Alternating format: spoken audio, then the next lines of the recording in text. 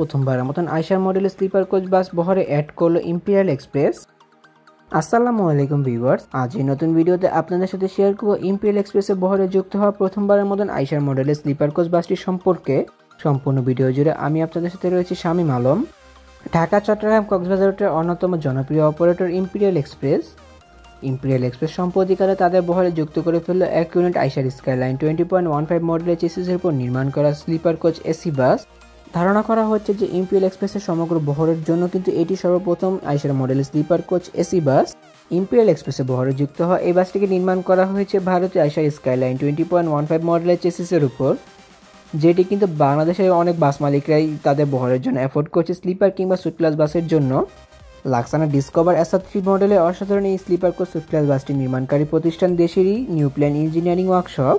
ট্রেন্ডিংয়ে থাকা এই মডেলের বাসটি কিন্তু বাংলাদেশের অনেক গ্যারেজে নির্মাণ করেছে, যার মধ্যে নিউ প্ল্যান ইঞ্জিনিয়ারিং ওয়ার্কশপ কিন্তু এই মডেলের বাস সর্বপ্রথমবারের মতো নির্মাণ করলো। আয়শার স্কাইলাইন 20.15 মডেলের চেসিসগুলোতে কিন্তু 180 হর্স পাওয়ারের সুবিধা পাওয়া যায়। পাশাপাশি এই বাসগুলোর সামনের চাকায় থাকে রেগুলার এবং পেছনের চাকায় থাকে এয়ার সাসপেনশনের ব্যবহার। এছাড়া আয়শার স্কাইলাইন 20.15 মডেলের এই চেসিসগুলোতে ব্যবহার করা হয় 11.50 মিটার চেসিস লেন্থের ব্যবহার। ইম্পেরিয়াল এক্সপ্রেসের বহরে যুক্ত হয়ে এই বাসটিতে অ্যাপ্লাই করা হয়েছে লাক্সানা SR3 এর অরিজিনাল হেডলাইট, টেললাইট এবং বারলাইটের ব্যবহার। ইম্পেরিয়াল এক্সপ্রেসের বহরে যুক্ত হয় এই বাসটিতে কিন্তু সাদামাটা একটি পেইন্টের ব্যবহার করা হয়েছে, যার জন্য কিন্তু এই বাসটিকে বেশ সিম্পল বলে মনে হয়েছে আমার। এছাড়া নিউ প্ল্যান ইঞ্জিনিয়ারিং ওয়ার্কশপ এই বাসটিতে কিন্তু লাক্সানা ডিসকভার SR3 মডেলের বডি শেপের কাজ অনেক সুন্দর করে করতে পেরেছে, খুব রিজনেবল প্রাইসে এবং মালিকদের চাহিদা মোতাবেক বাস নির্মাণ করার জন্য কিন্তু বাস মালিকরা যোগাযোগ করতে পারেন নিউ প্ল্যান ইঞ্জিনিয়ারিং ওয়ার্কশপের গ্যারেজের সাথে। ভিডিও স্ক্রিনে থাকা নাম্বার এবং ঠিকানার মাধ্যমে কিন্তু আপনারা যোগাযোগ করতে পারবেন নিউ প্ল্যান ইঞ্জিনিয়ারিং ওয়ার্কশপের গ্যারেজে কর্ণধার জনাব বদিউজ্জামান ভাইয়ের সাথে।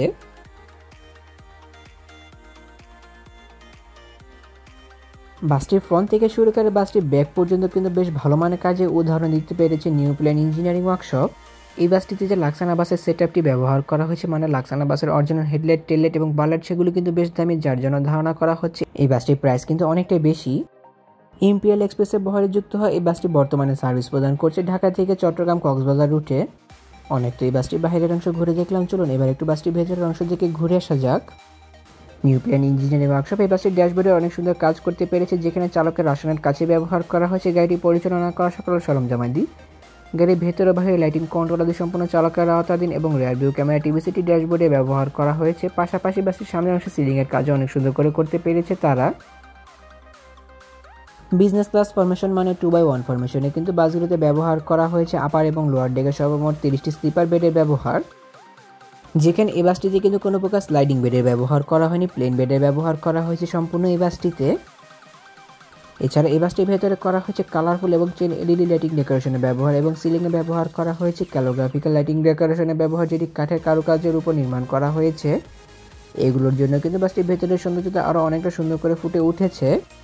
বেডগুলো প্রসঙ্গে বলতে গেলে প্রতিটি বেড বেশ বড় এবং আরামদায়ক, যাত্রীদের কমফোর্টেবল এনশিওর করার জন্য প্রতিটি বেডই বেশ ভালো পরিমাণ স্পেস দেওয়া হয়েছে, যেখানে এক পাশে রয়েছে সিঙ্গেল এবং অন্য পাশে রয়েছে ডাবল বেডের সুবিধা। এছাড়া আপার কম্পার্টমেন্টের বেডগুলোতে ওঠার জন্য কিন্তু প্রতিটি বেডের সাইডের অংশে ব্যবহার করা হয়েছে সিঁড়ির সুবিধা এবং ধরার জন্য SSPP সিঁড়ির ব্যবহারও করা হয়েছে। সবগুলো বেডকে কিন্তু লেদার দ্বারা কভার আপ করা হয়েছে। বাসগুলো প্রতিটি ডাবল বেডে বেশ ভালো পরিমাণে স্পেস দেওয়া হয়েছে, কারণ ডাবল বেডগুলোতে যাত্রীরা তাদের ফ্যামিলি সহ জার্নি করে থাকে এবং সিঙ্গেল বেডগুলোতে একজনের জন্য বেশ পারফেক্ট পরিমাণে স্পেস দেওয়া হয়েছে।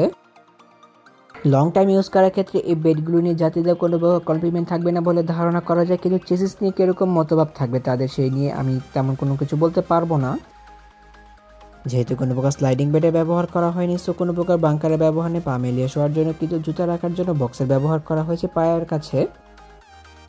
প্রতিটি বেডের পেছনের অংশে ব্যবহার করা হয়েছে হেলান দিয়ে বসার জন্য সোফার পোর্শন, কিন্তু মার্সিডিজ বেঞ্জের লোগো কেন ব্যবহার করা হয়েছে সেটি জানা নেই। এছাড়া এলইডি ল্যাম্প, চার্জিং প্লাগের ব্যবহার, পাশাপাশি মোবাইল ফোন হোল্ডারের ব্যবহারও রয়েছে প্রতিটি বেডেই।